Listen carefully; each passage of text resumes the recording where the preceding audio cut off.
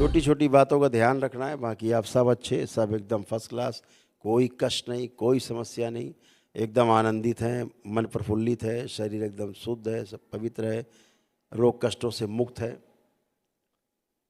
आपके जो प्रार्थना संकल्प किए माँ के समझ सब पूर्ण हैं। आपके कुछ संकल्प किए हैं और भविष्य के, वो भी अच्छे होंगे, पूर्ण होंगे। लेपन का ध्यान रखिएगा, लेपन करना अति आवश्यक है। जिसको भी कष्ट शरीर में है, रोग है, मानसिक हो चाहे शारीरिक हो, सिर पर और नाभि पर लेपन जरूर जरूर जरूर करें। मस्तिष्क में जो सूजन रहती है स्थूल में, उस सूजन के कारण ही व्यक्ति में भ्रम उत्पन्न होते हैं। सूजन से, भ्रम से भय बनता है और फिर भय से रोग बनते हैं। रोगों पर ध्यान न दिया जाए, ट्रीटमेंट करते रहते हैं आप, होता है सूक्ष्म में रोग है, इलाज करते रहते हैं आप स्थूल में, वो रोग बढ़ता जाता है। औषधियों का दुष्प्रभाव और बढ़ता है, उससे रोग और बढ़ता जाता है, फलतः कष्ट और बढ़ते हैं, असाध्य रोग होता है और मृत्यु होती है उसी कष्ट से। तो वो सूजन नष्ट हो, बची हुई जो थोड़ी बहुत है, दरबार ने तो आपकी सूजन 90% जो सबसे ख़त्म कर दी। जो स्थूल में आपके बन गई है, स्वेलिंग है ब्रेन में, उसको नष्ट करने के लिए लेपन अति आवश्यक जरूर करें। क्योंकि इस सूजन को हटाने के लिए संसार में कोई औषधि आज तक नहीं बनी है। आधुनिक चिकित्सा विज्ञान इस सूजन को हटाने के लिए बोलता है हम ब्रेन की सर्जरी करेंगे। आप कितनी बार सर्जरी कराओगे, हर बार सूजन बढ़ती जाएगी। एक बार, दो बार, तीन बार, उसके बाद हरिहर डॉक्टर कहेगा अब घर जाओ, आराम से मर जाओ, काम खत्म हो गया। तो मात्र लेपन करने से आपकी स्वेलिंग जाती। क्यों? वो लेपन बाबा और माँ दोनों से सिद्ध है। आपको लेपन लगा के महसूस होता है कि कुछ हो रहा है, यहाँ पर खींच रहा है, बाहर निकल रहा है, गंदगी जा रही है, तो उसको जरूर करें, ध्यान रखें, नियम से करें।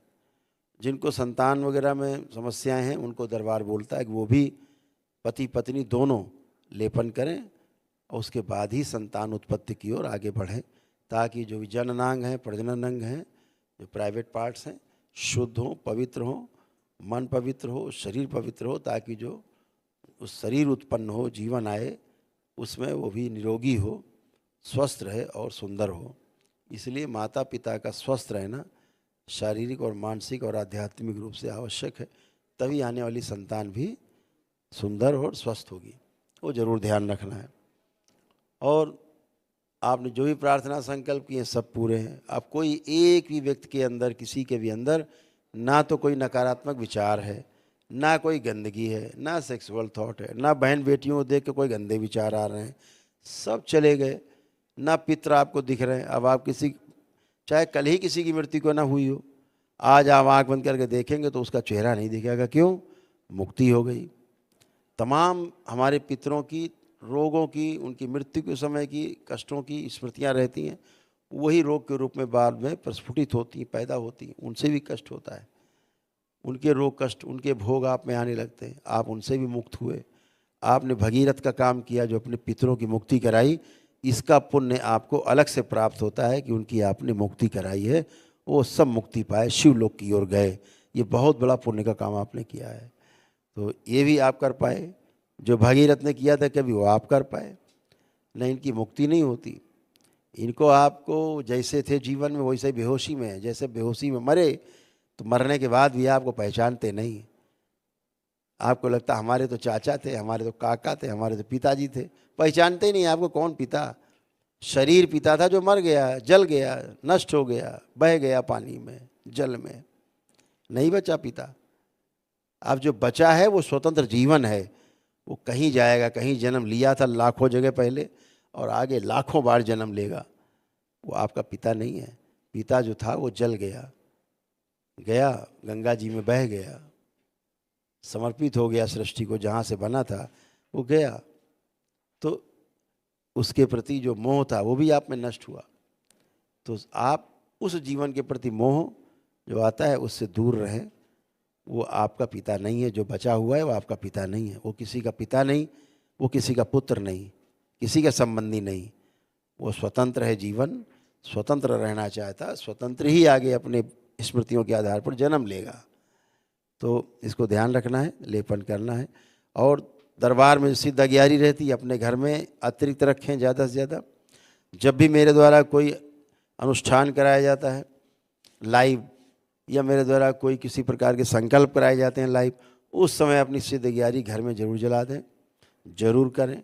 वैसे भी सप्ताह में 1-2 बार आपको सिद्ध 11 जला ही लेनी चाहिए, हमेशा स्वस्थ और सुंदर बने रहने के लिए, ताकि किसी की गंदगी, किसी की नज़र आप में आई हो वो भी बह जाए, गंदी नज़र से वो भी नष्ट हो जाए।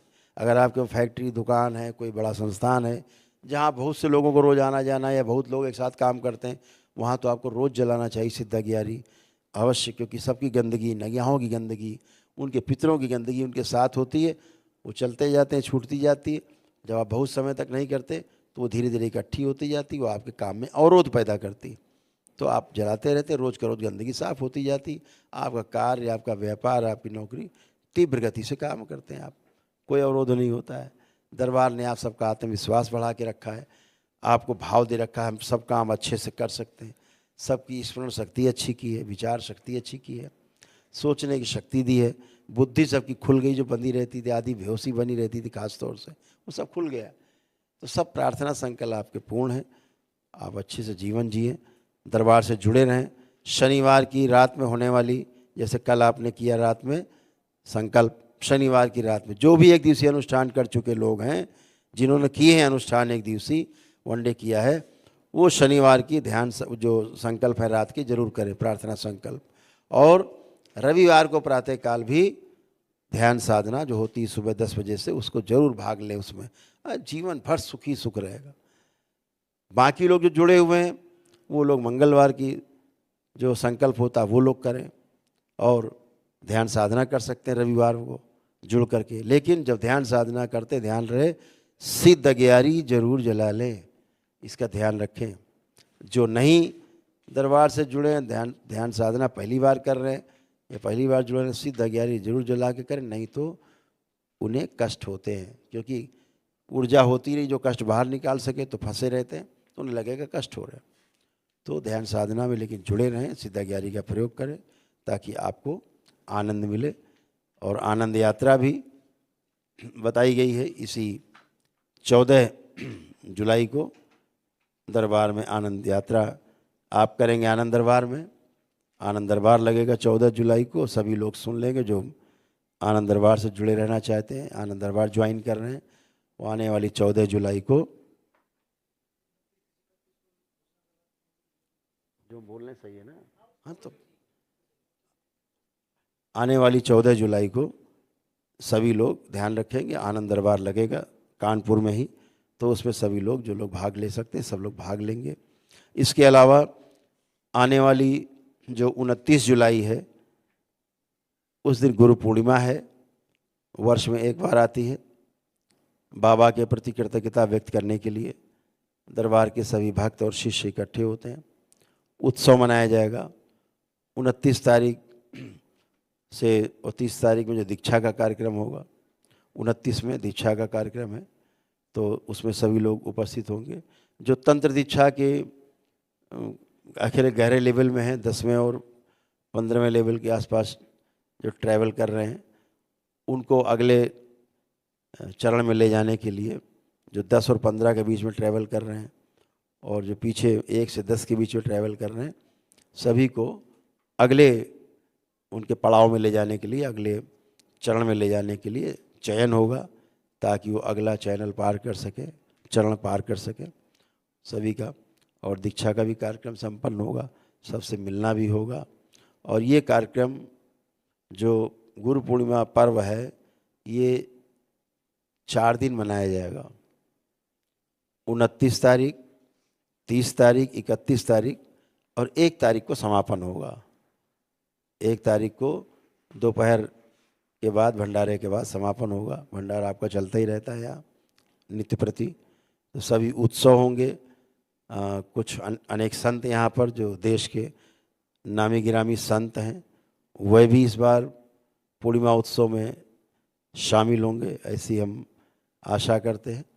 और अच्छे लोग भी आपको, जो और अच्छे लोग हैं जो आपको प्रेरणा दे सकेंगे, वो लोग भी सब उपस्थित होंगे। तो आप सभी लोग गुरु पूर्णिमा के पर्व को अपने पास नोट कर लें कि 29 तारीख से मनाया जाएगा। 29 को उद्घाटन होगा गुरु पूर्णिमा का उत्सव का, और 1 तारीख को समापन होगा। अपने अनुसार आप लोग सूचना को ग्रहण करेंगे। तो बहुत बहुत शुभकामनाएं आप सबको।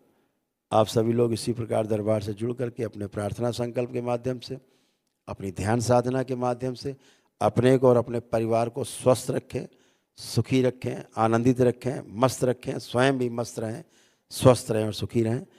बाबा माँ की ओर से, दरबार की ओर से आप सभी को बहुत बहुत शुभकामनाएं, बहुत आशीर्वाद, अनंत आशीर्वाद। आप सब सुखी रहें और संपन्न रहें। आप और आपका परिवार हमेशा आनंदित रहे। हरि हर।